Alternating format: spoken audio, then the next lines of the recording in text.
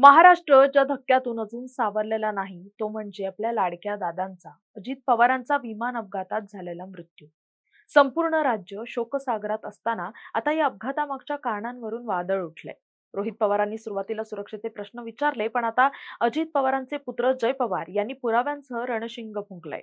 नमस्कार, मी इंदिरा आणि तुम्ही पाहताय टॉप न्यूज मराठी. अजित पवारांसारख्या मोठ्या नेत्याचा जीव ज्या अपघातात गेला त्या प्रकरणाचा तपास इतका संथ का?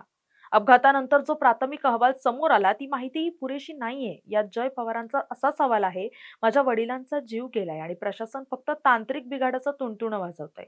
सत्य समोर काही येत नाहीये. प्राथमिक अहवालात अनेक गोष्टी गुलदस्त्यात ठेवल्याचा आरोप जय पवार यांनी केलाय. जय पवार यांनी सोशल मीडियावर शेअर केलेला तो व्हिडिओ म्हणजे या प्रकरणातील सर्वात मोठा स्फोट आहे. त्या व्हिडिओ ज्या कंपनीच्या विमानात दादा बसले होते त्या कंपनीचे मालक रोहित सिंह हे मुख्य पायलटच्या सीटवर उड्डाणादरम्यान झोपलेत असं दिसतंय. ज्यांच्यावर प्रवाशांच्या सुरक्षेची जबाबदारी आहे तेच जर उड्डाणापूर्वी असे गाफील असतील तर सगळं अवघडच आहे. यांच्या अशा निष्काळजीपणामुळे महाराष्ट्राने आपला हक्काचा माणूस गमावलाय. हा व्हिडिओ समोर आल्यानंतर लोकांमध्ये संतापाची लाट उसळली आहे. रोहित पवार यांनी याआधीच विमान सुरक्षेच्या मुद्द्यावर सरकारला धारेवर धरलंच होतं. पण आता जय पवार स्वतः रस्त्यावर उतरलेत आणि रोहित पवार यांनी लवकरात लवकर रोहित सिंह यांच्यावर कारवाई व्हावी अशी मागणी सरकारकडे केली आहे. शांत संयमी जय पवार आता वडिलांना न्याय मिळवून देण्यासाठी आक्रमक झाल्याचं पाहायला मिळतंय. पवार कुटुंबातील तिसरी पिढी आता या तपासासाठी एकत्र येताना दिसते.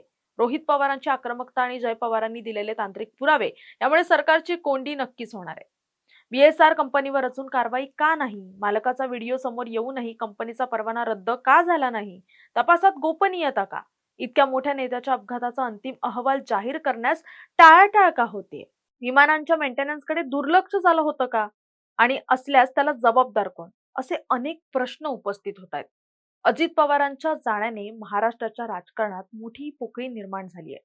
पण त्यांच्या मृत्यूचं गूढ उकलण्यासाठी जय पवार यांनी घेतलेली ही भूमिका आता महत्त्वाची ठरणार आहे. जोपर्यंत सत्य बाहेर येत नाही तोपर्यंत स्वस्थ बसणार नाही. हा जय पवारांचा पवित्रा आता काय वळण घेतो याकडे संपूर्ण महाराष्ट्र राज्याचं लक्ष लागलंय.